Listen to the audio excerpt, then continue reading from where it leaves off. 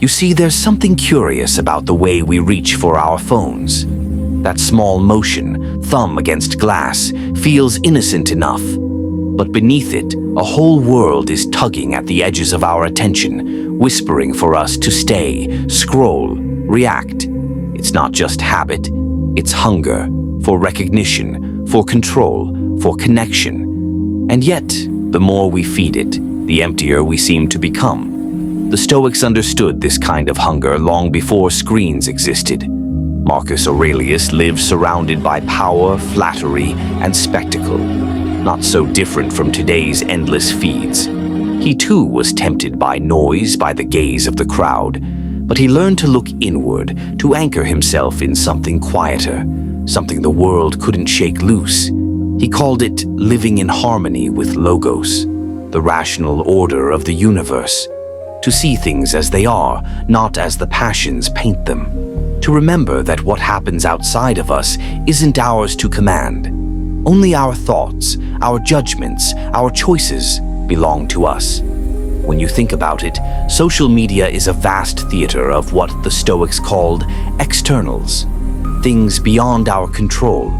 The likes, the followers, the comments, the trends. They flicker in and out of our grasp, leaving us chasing shadows. Epictetus would look at this dance and say, "You are disturbed not by the things themselves, but by your opinions about them." And he'd be right, because the platform isn't the problem, it's our attachment to it. The way we let our worth rise and fall with the numbers. The way a single heart icon becomes a measure of being seen. Seneca warned against this kind of dependence in his letters to Lucilius. He wrote that nothing enslaves the mind so quietly as pleasure disguised as choice, that we mistake distraction for freedom and noise for meaning. You scroll because you crave connection, but you rarely find it. You post because you wish to express, but you end up performing. It's as though you are walking through a hall of mirrors, seeing fragments of yourself reflected back. Each one slightly distorted, each one asking, "Is this me?" The Stoics would have called this illusion pathos, the disturbance that arises when reason bows to desire. The cure, they said, was apatheia, not numbness, but clarity. A calmness born from understanding what truly matters and what does not. Imagine holding your phone the way a Stoic would hold a cup of wine. With awareness, they would enjoy the drink, but if it spilled, they would not curse fate. They knew that what is given can be taken. What matters is not the cup, but the steadiness of the hand that holds it. So the question is not, how do I quit social media, but how do I meet it with discipline? How do I reclaim my power to choose when and why I engage, instead of being pulled by the algorithm's invisible strings?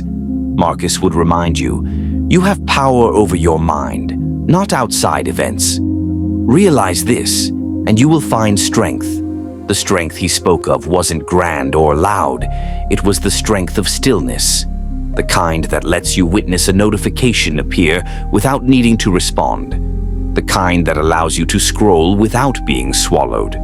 To live by Stoic measure in the digital age is to remember the distinction between what is up to you and what is not. Your thoughts, your values, your time, those are within your grasp. The rest, the tides of online approval, belong to fortune. Epictetus compared life to a ship anchored in harbor.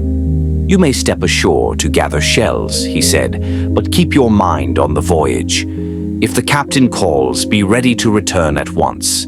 Social media is the shore, a place to visit, not to live. And when you return to the deck, to silence, to presence, you may notice something strange. The mind begins to breathe again. The heart beats slower. The world, once pixelated and restless, feels whole. This too is oikiosis, the Stoic sense of returning home to oneself, of recognizing that your nature is not to chase, but to align. That fulfillment does not come from being seen, but from seeing rightly.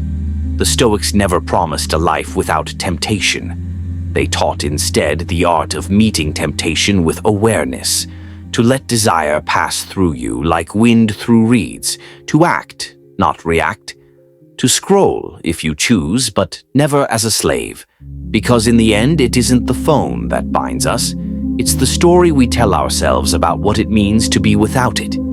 The fear of missing out, the anxiety of silence, the ache of invisibility. But the Stoics would smile gently at that fear and ask, if you cannot find peace within, where else do you expect to find it? Marcus wrote in his Meditations that everything we consume shapes the soul, just as food shapes the body. So guard what you feed on, he said. Whether it's a scroll of gossip or a scroll of wisdom, you become what you dwell upon. So maybe the next time you reach for your phone, you pause, you breathe. You remember Epictetus, reminding you that control begins not with the world, but with perception. You remember Seneca, who cautioned against scattering the self too thin. You remember Marcus, who found serenity in a palace filled with noise. And maybe then, in that small moment of awareness, you glimpse what they all meant. That freedom isn't the absence of temptation, it's the mastery of attention. To live stoically is not to reject the modern world, but to walk through it awake, to scroll with purpose, to post with honesty, to unplug without panic.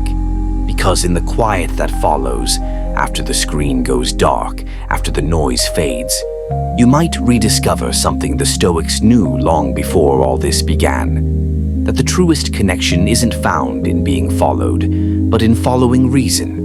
And that peace, the kind you've been scrolling toward for so long, was never online. It was always right here, in the stillness between your thoughts.